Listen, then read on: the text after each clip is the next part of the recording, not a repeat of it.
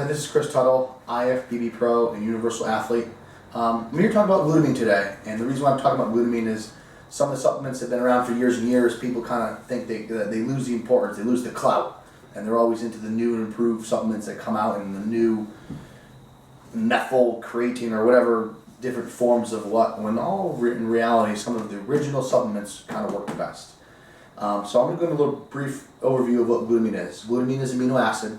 Much of us are all aware of that. It's considered semi-essential or conditionally essential, meaning under times of stress it becomes essential. Under times of normacy and homeostasis, when the body is its happy place, we'll call it, the body can produce enough of it on its own without having any sort of dietary supplement. Glutamine, a fun fact about glutamine is glutamine supplies the body with 1/3 of its nitrogen. And we all know how important nitrogen is in keeping a positive nitrogen balance when trying to recuperate from muscle breakdown, from stress, from exercise, and so forth.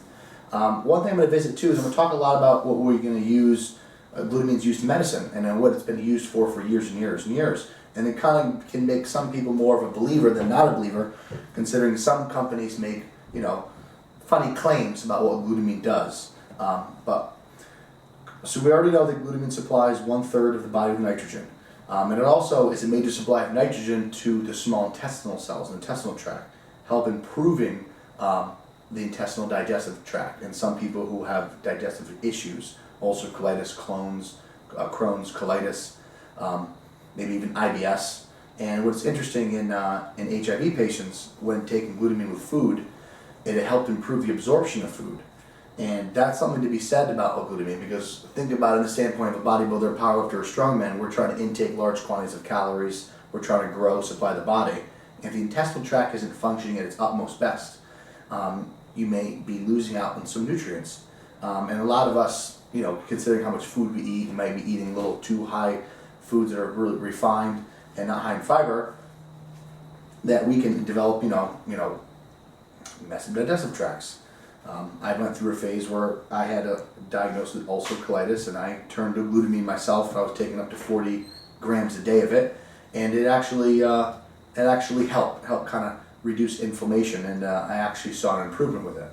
But also going to talk about the glutamine is used in radiochemotherapy and esophageal cancers. It's helped protect the immune system during those therapies and helps protect the digestive tract. And so that goes to show how powerful glutamine is in kind of protecting some of the treatments that medicine has. Because some of these medicines are very harsh. It can also, it's been used to improve recovery in bone marrow transplant, bowel surgery, traumatic injuries, and prevention of infections. And that's some of the common uses of glutamine still used today. I mean, the hospital I work at, we still use glutamine with bowel surgeries, recovery from bowel surgeries. It helps improve overall well-being from a lot of traumatic injuries, surgeries, and so forth to patients in the hospital. And that goes to show that, you could say that glutamine might be, not required during off-season. I like to add a little bit to my supplement regimen in the off-season, maybe like 10, 15 grams. Maybe I'll do a half a tablespoon, half a teaspoon twice a day. So I get like 15 grams, and then during contest prep, I'll ramp it up during periods of stress. I mean, sometimes, say if you had to crash diet and you had to go all out on a low carb diet and you're doing excessive amounts of cardio, which is obviously not the ideal, but sometimes you do what you got to do to get the job done. Glutamine is so essential, and the same thing with branched chains, which I talked to about in the previous video.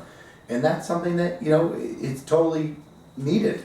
And it's funny, so many of my friends that I know, glutamine, they always talk about the new things that are out, and they don't talk about glutamine, and they don't add it to their systems. But, a lot of my clients, I always recommend glutamine to them.